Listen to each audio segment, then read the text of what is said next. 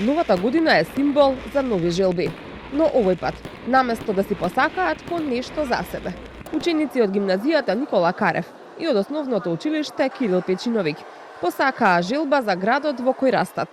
Многумина од нив рекоа дека сакаат да се разбудат во поубав и почист град. Верувале или не во Дедо Мраз, сите криеме по некоја новогодишна желба. Но наместо за себе, овој пат ги прашавме петоделинците од основното училиште Кирил Печиновиќ што ќе му посакаат на Скопје во новата 2026 година. Мојата новогодишна желба за Скопје е да посадат повеќе дрвја и воздухот да биде почист. Да биде чист и да има повеќе атлетски патеки. Луѓето да бидат среќни, да се расчисти воздухот, да има повеќе чиста и безбедна околина. Македонија да биде почиста земја. И да имаме град без отпад.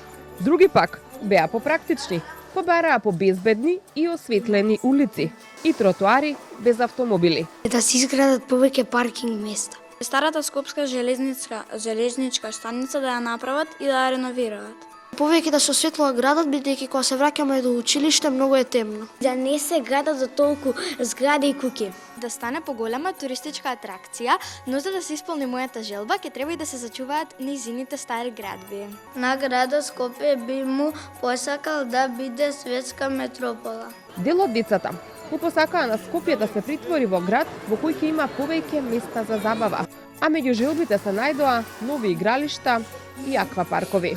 Мојата новогодишна желба за Скопје е повторно да се отвори аквапаркот. Да се направи стариот Луна парк. Да има повеќе животни во зоолошката градина. Да ги направат терените за фудбал. Зимзолендите да бидат поевтини за влез и да има поише зимзоленди. Да изградат базини каде што ќе можат да се одржуваат спортови во вода. А имаше и такви кои посакаа Скопје повторно да стане град на хуманоста, во кој ќе нема гладни и бездомни.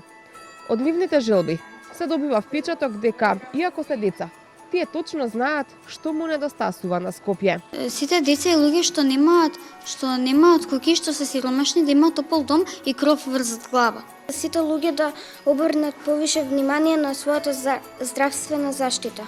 И гимназијалците би сакале на новогодишното утро да се разбудат во поубав град, со богат културен живот. На градот Скопје за 2026 година му посакувам повеќе живост, топлина и некако да бидеме посплотени сите. Да има повеќе места каде што младите ќе можат да се собираат и да има повеќе патеки за велосипеди, повеќе чист воздух, повеќе грижа кон животната средина, почисти улици, поуредни паркови да има. Да се реализираат сите проекти за младите во областта на спортот и едноставно да се подобри животот за нас младите, да има повеќе културни евенти, настани. Средношколците се разликуваат во одговорите, за разлика од нивните помлади сограѓани, согласно нивните потреби.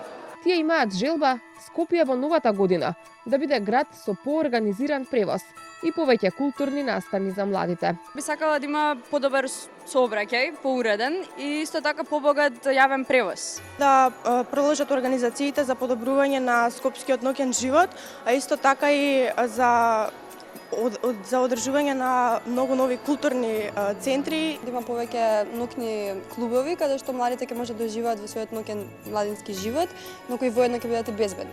Посакувам да се направат повеќе зелени зони, како и pet-friendly простори во кои што милионичините заедно со луѓето можат да имаат заеднички интеракции.